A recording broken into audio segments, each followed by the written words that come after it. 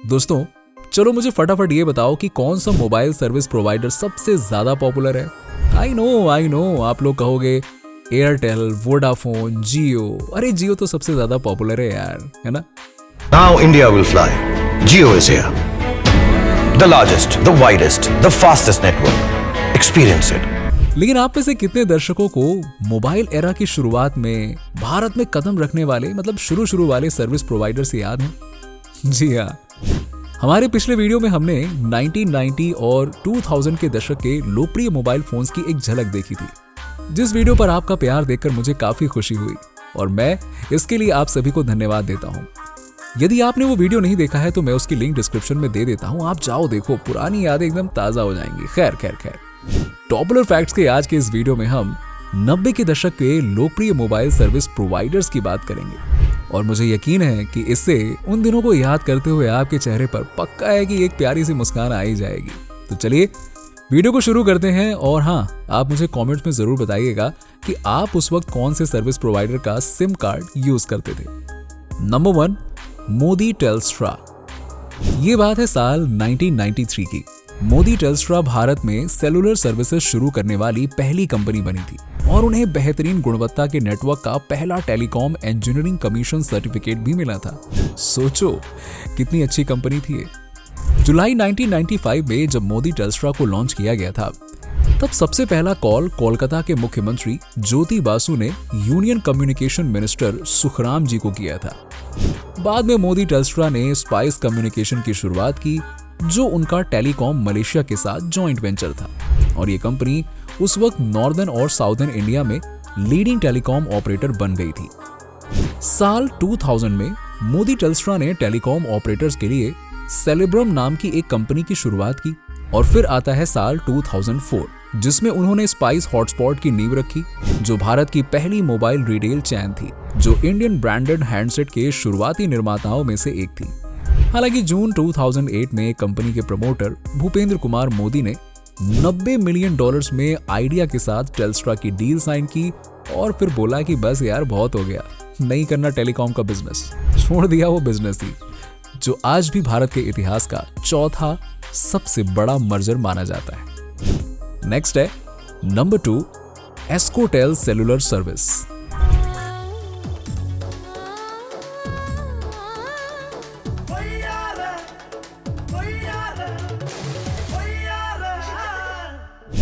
Modi Telstra की ही तरह 1995 में केरल के एस्कोटेल की भी शुरुआत हुई थी और 17 दिसंबर 1996 के दिन एर्नाकुलम के होटल एवेन्यू रीजेंट में जब इस कंपनी के सेलुलर सर्विसेज का इनॉर्गेशन हुआ था, तब राइटर थाकाजी शिवशंकर पिल्लई ने इंडियन नेवी के वाइस एडमिरल AR टंडन से पहली बार कॉल पर बात की थी और इस कम्युनिकेशन में नोकिया के मोबाइल का इस्तेमाल किया गया था।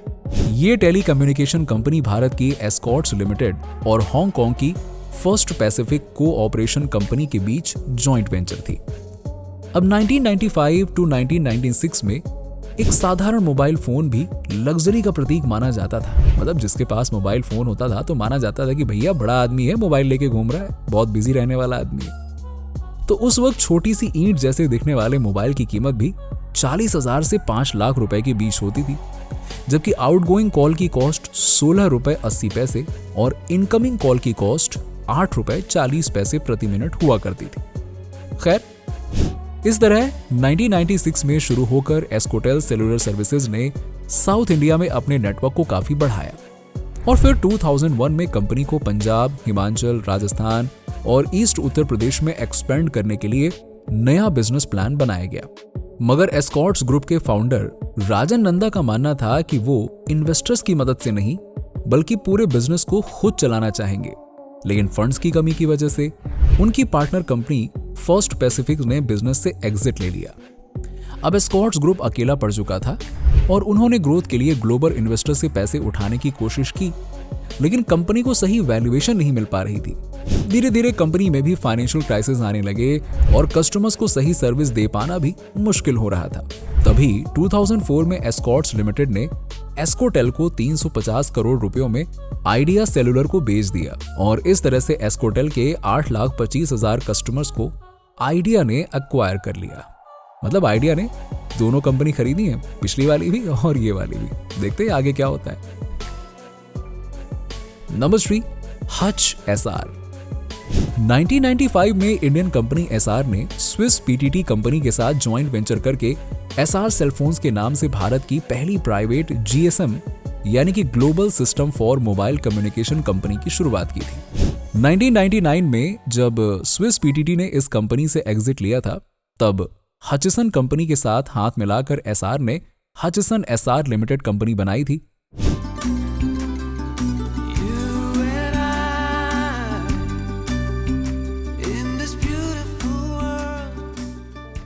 जिसके सिम कार्ड हच ब्रांड के तहत बेचे जाते थे। कंपनी में $800 मिलियन की टोटल इन्वेस्टमेंट की गई थी और इसका इनिशियल सब्सक्राइबर बैच 1,50,000 था। मगर अगली 6 सालों में लोगों ने हच सिम कार्ड्स को इतना ज्यादा पसंद किया कि इसका सब्सक्राइबर बैच 2006 में 28 मिलियन पहुंच गया, मतलब करोड़ों में, और कंपनी की वैल्यूएशन $18.8 बिलियन हो गई। तभी हचिसन ने भारत से एग्जिट लेने का निर्णय लिया और उन्होंने अपने स्टॉक को ग्लोबल सर्विस प्रोवाइडर वोडाफोन को $11.5 बिलियन में बेच दिया और ये वोडाफोन की इंडिया में ऑफिशियल एंट्री बन गई थी। हालांकि वोडाफोन अभी भी मैदान में टिका हुआ है, लेकिन कैसे, आगे हम बताते हैं। Number 4, spice telecom. जिथे साडा पंजाबी उथे स्पाइस है तो लाइफ है। साल 1997 में ग्लोबल टेलीकम्युनिकेशन जायंट एक्सीटा के साथ मिलकर स्पाइस कम्युनिकेशन ने इस टेलीकॉम कंपनी की शुरुआत की थी, जो कि पंजाब और कर्नाटक में सेलुलर सर्विस प्रोवाइड करती थी। धीरे धीरे इस कंपनी में कई इन्वेस्टर्स आए और गए, साथ ही कंपनी का सब्सक्राइबर बैच भी बढ़ता चला गया और एक रिपोर्ट की माने तो 2008 तक स्पाइस टेलीकॉम का कस्टमर बैच 4.4 मिलियन सब्सक्राइबर्स का बन चुका था। तभी आइडिया सेलुलर ने एक और बड़ा कदम उठाया और 2,176 करोड़ रुपए में स्पाइस टेलीकॉम को खरीदकर उसे अपने साथ मर्ज कर लिया। देखा आपने आइडिया का आइडिया ने इसको भी ले लिया अपने अंदर। Number 5, Aircel. हमें यकीन है कि आप में से 50% व्यूअर्स ने एयरसेल का सिम कार्ड तो जरूर इस्तेमाल किया होगा। Just chat with them, share pictures and have fun. It helps me keep in touch and makes me feel like man of the match. इस कंपनी की शुरुआत चिन्नाकनन शिव शंकरन ने 1999 में तमिलनाडु के एक छोटे से गांव में की थी, जो कि कुछ ही समय में तमिलनाडु में लीडिंग ऑपरेटर बन गई थी और इसे भारत की fastest growing mobile operator company का दर्जा मिला था। जो देख Malaysian telecom company Maxis communication ने 2005 में शिव शंकरन से कंपनी का 74% स्टेक खरीद लिया और बाकी का 26% सिंधिया सिक्योरिटीज एंड इन्वेस्टमेंट्स ने खरीद लिया। पहले 2G, फिर 3G और 4G। इस तरह सेलुलर नेटवर्क की हर एडवांस टेक्नोलॉजी भारत में लाने में एयरसेल का नाम अव्वल दर्जे पर आता था। दिसंबर 2017 की रिपोर्ट के मुताबिक उस वक्त कंपनी के पास 84.93 मिलियन सब्सक्राइबर्स थे, जिसमें से 1.5 करोड़ सब्सक्राइबर्स तो सिर्फ तमिलनाडु से ही थे। लेकिन इतनी बेहतरीन ग्रोथ के बावजूद कंपनी लॉस में चल रही थी। इसीलिए सितंबर 2016 में एयरसेल और अनिल अंबानी की कंपनी रिलायंस कम्युनिकेशन ने मर्जर अनाउंसमेंट की, जिससे रिलायंस एयरसेल भारत की चौथी सबसे बड़ी मोबाइल नेटवर्क कंपनी बन सकती थी। लेकिन रुको यार, लीगल इश्यूज की वजह से यह डील फाइनल नहीं हो पाई। दिसंबर 2017 में कंपनी पर 16,000 करोड़ रुपए का कर्जा था और 2018 में एयरसेल ने बैंकरप्सी फाइल कर दी और ये कंपनी हमेशा के लिए बंद हो गई। Number 6, Reliance communication. दोस्तों, आपने अनिल अंबानी की मोबाइल नेटवर्क कंपनी आरकॉम के बारे में तो जरूर सुना होगा, अरे इस्तेमाल भी किया होगा। क्या वक्त है जिंदगी जीने का, है ना?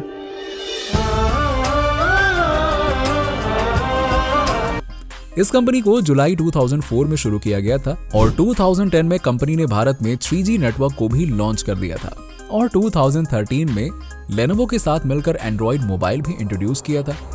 हालांकि ऊपर से तो कंपनी काफी अच्छे से ग्रो कर रही थी, लग रहा था कि वाओ कितनी सही कंपनी है। हर साल आरकॉम का सब्सक्राइबर बैच बढ़ता ही जा रहा था, लेकिन फाइनेंशियली ये कंपनी उतनी ही तेजी से लॉस में जा रही थी। इसीलिए 2016 में आरकॉम ने एयरसेल के साथ भी मर्जर करने की कोशिश की थी, जैसा कि मैंने आपको अभी ऊपर बताया, लेकिन वो सक्सेसफुल नहीं हो पाया।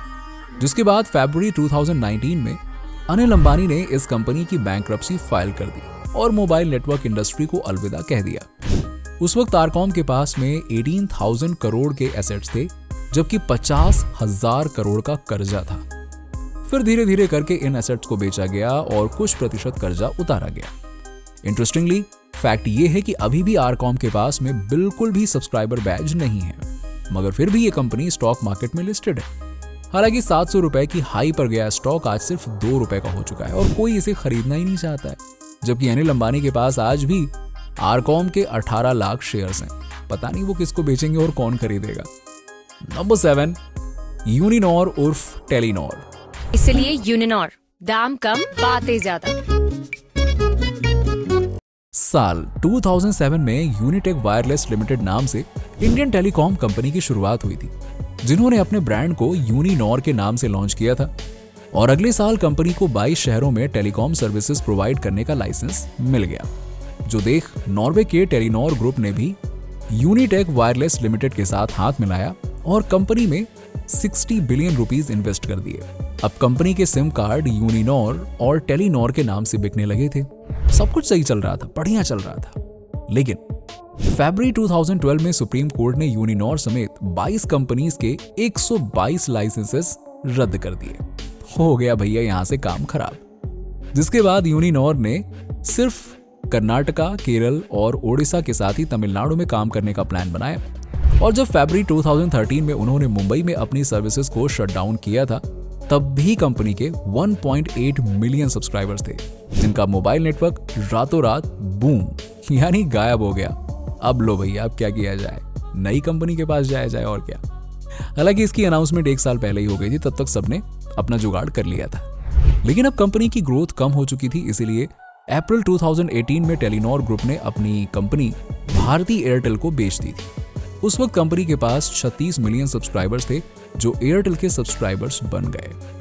तो दोस्तों, आज के लिए बस इतना ही।